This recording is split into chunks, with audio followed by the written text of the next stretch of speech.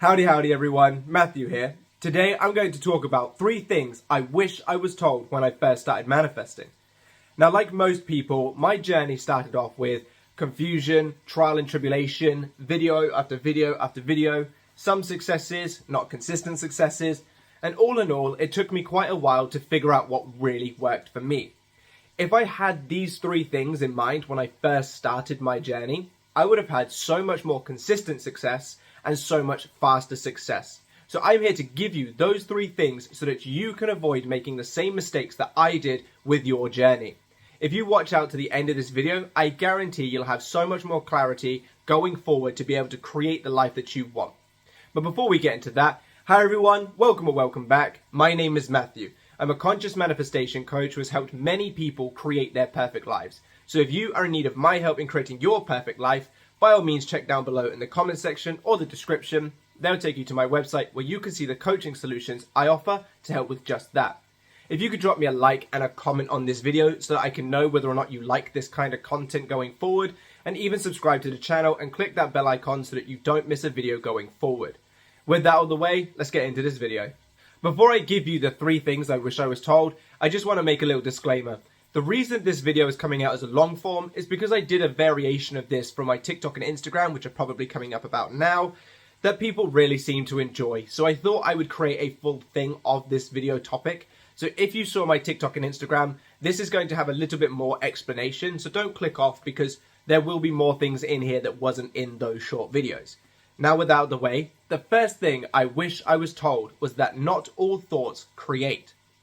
When I first started my manifestation journey, I used to think that having a negative thought was the end all be all.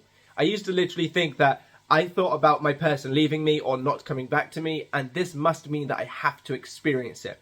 And then I would sit in fear and panic that because I now have to experience it, when's it going to come? Is it going to be today? Is it going to be tomorrow? Is it going to be a month from now? So I would quite literally sit with the expectation of that thought coming into fruition, which, because I was expecting it to happen and preparing for the worst, that's what I would receive. So that obviously created that feedback loop of negative thought. I then expected it to happen. It then happened because I was expecting it to happen. So therefore, that thought created. But that is not true whatsoever. Negative and positive thoughts actually have 0 power to create on their own. They require the power of your awareness and your association with them to be true in order to create. If you think about it, and I referenced this in one of my most recent videos, if every single thought that you ever had created, this world would be complete chaos. Nothing would be congruent, nothing would work. If every thought that every person had created, it would be Armageddon. So if you think about it like that, this must mean that there is something that stops certain thoughts from creating and allows other thoughts to create. That power is your awareness. So the reason why my negative thoughts were creating is because I was placing the power of my awareness onto this thought and then panicking, spiraling, worrying, expecting, thus giving it that power, which then allowed it to create. But vice versa, anytime that I thought a good thought and really felt into it and really allowed it to be my truth, that also created. So at the beginning of my journey, if someone had sat me down and said, that negative thought that you just had does not matter. That positive thought that you just had does not matter. What matters is what you do with that thought. What matters is the awareness that you, as the conscious creator, as the operant power, places on that thought. If you give it that right energy, you will receive the right outcome. So there are a few ways that you can deal with negative thoughts, and this is something that I've kind of learned to do over time and things that work well for me. The first thing is to flip it. Now, flipping it for negative thoughts is usually a lot easier when the thought is not that empowering. If the negative thought does not really consume you, it is so much easier to flip the thought and you won't really have much resistance to doing so. Flipping the thought can literally just look like me having a thought about not making enough money to pay my bills by the end of the month. So I notice that thought.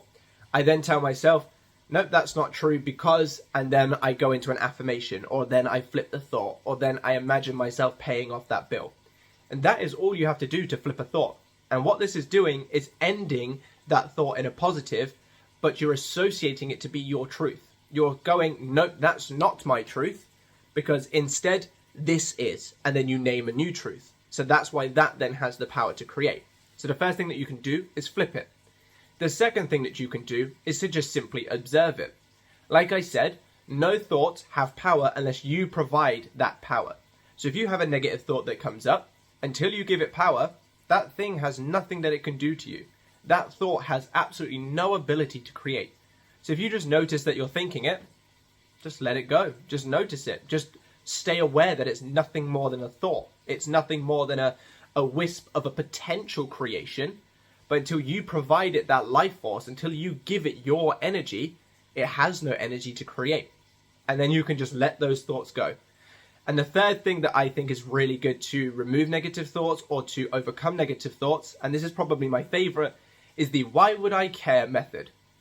When you have a negative thought, whether it's about not having enough money to pay the bills, a third party, anything like that, why would you care? When you ask this question, you are giving yourself that power back. You are literally removing any power that this thought had over you by simply saying, why would this matter to me? Oh, I've had a thought about my person with a third party. Why would I care? I'm an amazing person. They would be lucky to have me. Oh, I'm not able to pay the bills. Why would I care? Things always work out for me. Oh, I'm not getting the job that I wanted. Why would I care? There's more opportunities out there. When you do this kind of mindset of removing the power by simply just not caring about it, and then flipping that on its head to say there are other options out there, you're doing one of two things. The first one, removing power, like I mentioned. The second thing, you are being open to other possibilities or to being open to other outcomes separate to that one. When you have more outcomes in your mind, you are no longer so in need of this specific one. Something becomes more valuable to you when you perceive it to be one of its kind or very, very rare to come by. So when you say, why would I care if I don't have that? Because XYZ reason, and list off how things always work out for you. There's always enough money to go around. There's more than enough people that are interested in you. Those kinds of things. You are removing power from that negative thought, basically laughing at it. You are removing it by laughing at it. You're diminishing it. And then placing your awareness on this other thing of everything goes well for you and something of that nature. So those are 3 ways that I personally use to move past these negative thoughts.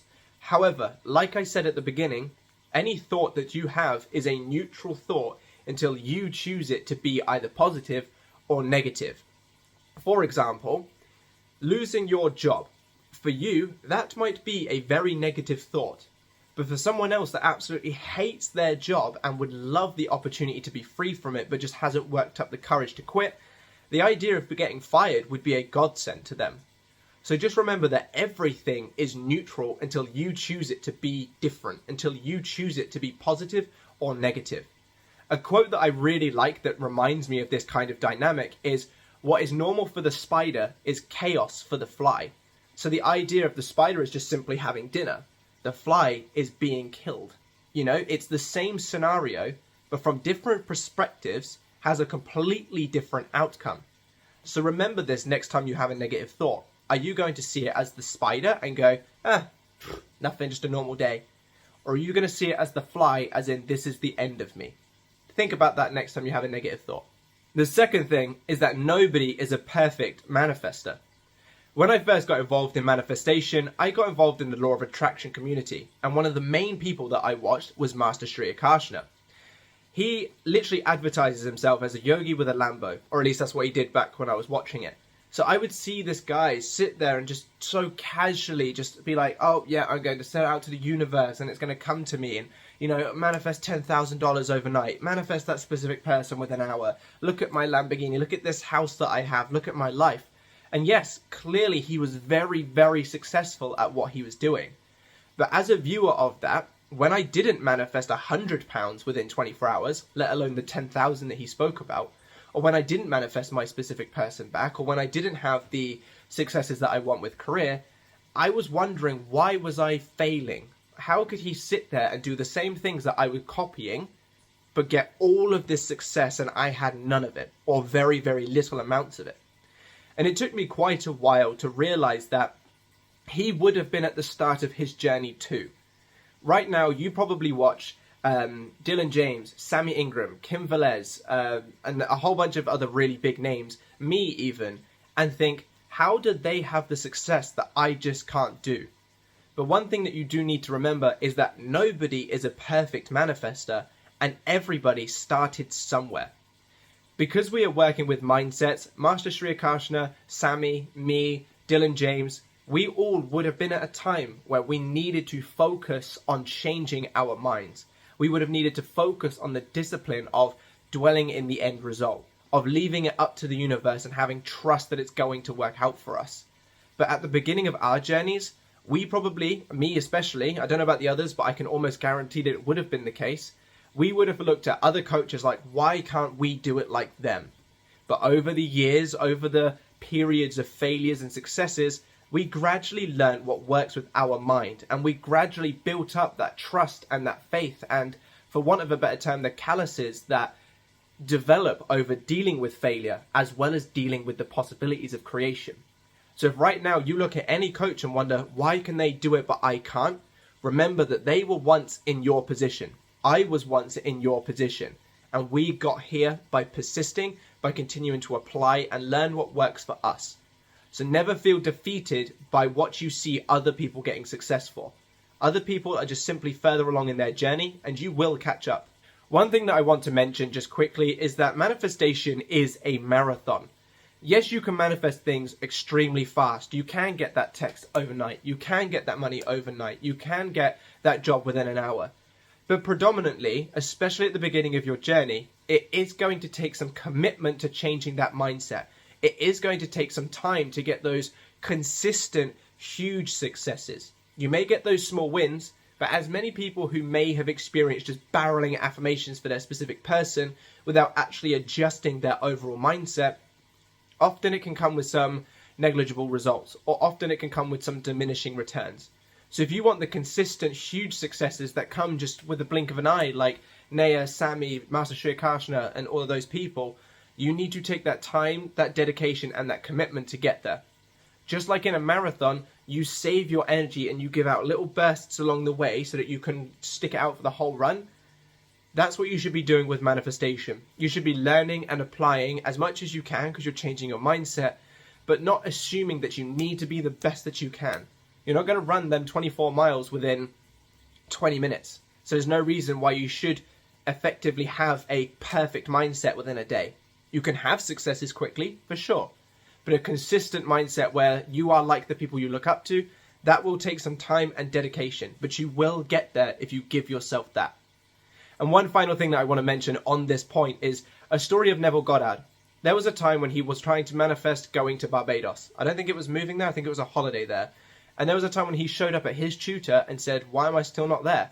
And his tutor said to him, you're in Barbados, and then slammed the door in his face. Obviously, that story was very quickly paraphrased, but what this is essentially trying to say is that even Neville Goddard, one of the greatest spiritual teachers that the 90% of the content creators in this community talk about or reference from, would literally stand in front of his tutor and say, it's not working. And his tutor would have to slam the door in his face or tell him it is working, you're already there, and then slam the door in his face. So if you ever feel defeated at the idea that you don't have the success that Sammy does, or Dylan James does, or Master Sri Akarshana does, remember that Neville also went to his tutor saying, why don't I have that success that you do? And then was turned away under the basis of, yes, you do. Remember to stay in that mindset.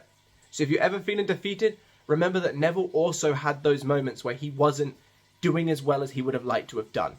If you found value in this video so far, be sure to leave me a like and a comment so that I know to make more content like this for you in the future. And if you haven't already, subscribe to the channel and click that bell icon, because it may be that I put out a video that could change your life and you might even miss it. So make sure that you do that for your own benefit. And if you're in need of my help in creating your perfect life, by all means check out down below. I'd love to work with you and get you to the point where you are happy with what you have going on. With that out of the way, let's get back to this final point. The third thing I wish I was told was that your old thoughts become your current 3D. Now, while yes, this was explained to me, this wasn't explained to me in a way that made me feel reassured. I would see it as, okay, I thought negative, I'm now experiencing negative. But why do I continue to experience negative for the next couple of days, or maybe week, or maybe even a month, depending? And then I realized that just because now I am thinking right doesn't mean that everything from the past is flushing out. But what I do know is that if I stay thinking right from now, there will come a time where my past thoughts flush out. There will be no more seeds of creation of the negative, and they will all be done. Which means if I stay committed to my new result now, against all odds of what I'm seeing, there must come a time where that old seeds are no longer there to play out. And therefore, my reality will shift to be what I'm in line with. For example, let's say that your old thoughts is like filling a jug of water and then pouring it out. So all of those thoughts that I had were gradually filling this jug with water. And then pouring that jug out is my 3D reality coming into existence. Just because I now decide to fill a different jug does not mean that the previous one is done emptying. Just because I'm filling a new jug with new good thoughts does not mean all of a sudden the water that was left in the negative thoughts jug has completely emptied. So while filling this one, yes, I will maybe need to wait until the other jug has finished pouring. Which is why, even though I'm looking at this saying, well, I'm filling the positive one, why am I still receiving negative? I still have to finish emptying that previous jug. When that previous jug runs out of water, which it will inevitably do, assuming that I don't continue to fill that jug with more negative thoughts, or in this case water, that must mean I will have to start emptying out the positive jug in order to have that water come out, which means I will then experience that positive reality. Does that make sense? I hope it does. It makes sense to me. So what this is saying in very short terms is changing your thoughts now is incredible, and you absolutely should do that and stay true to that. But just because next week you might still have some negatives does not mean that the positive work that you're doing now isn't working. It doesn't mean that you're failing. It doesn't mean that you are not going to get your desire. It just means that the old thoughts are still flushing out because they're seeds of creation that will come in their appointed time. So if you stay true to your end result, there will come a time where there are no more negative thoughts to flush out. Then it will only make room for the positive stuff. However, if you choose to feed into this negative thought pattern or what's going on out there in the 3D reality and allow it to be your truth and assume that that means that you are not going to get your desires, you will stay victim to those negative results. It is basically the same as refilling that negative jug and then re-pouring it back out. And then, I'm pouring negative things out of my circumstance. Let me just refill that jug by focusing on it and then pouring it back out. So if you want to experience the good, stop filling that negative jug by stopping yourself from feeding into negative thoughts like I gave you at the beginning and dealing with those negative circumstances in a way that has you assuming that they are the end all be all. And this will then allow you to fill that positive jug and then empty that so that you can experience it. Remember, your past 4D is your current 3D, which must mean that your current 4D will become your future's 3D. So if your current 4D is being consumed by negativity, that will still have to play out in the future, or more than likely if you are impressing the subconscious mind with it. That will play out in the future. So just because your current 4D does play out in the future, doesn't mean that you're not going to accidentally recreate negative if you feed into the negative. So just simply put, anything that you are experiencing now is the past. Anything that you may experience a day, a week, a month from now is still the past, assuming you've got your mind on track. And nothing that ever happens out there is anything more than that past thought pattern, that past thought belief pattern thing playing out now. Which means at some point in time, assuming that you are staying true to your end result, you must and will not be denied your end result. It must abide by what's going on up here. So if you've got the right stuff going on up here, you'll have the right stuff going on out there at some point in time. I really hope this video has helped. If it has, leave me a like, comment and subscribe so that I know what kind of videos you want in the future. And I will catch you in the next one. Bye-bye.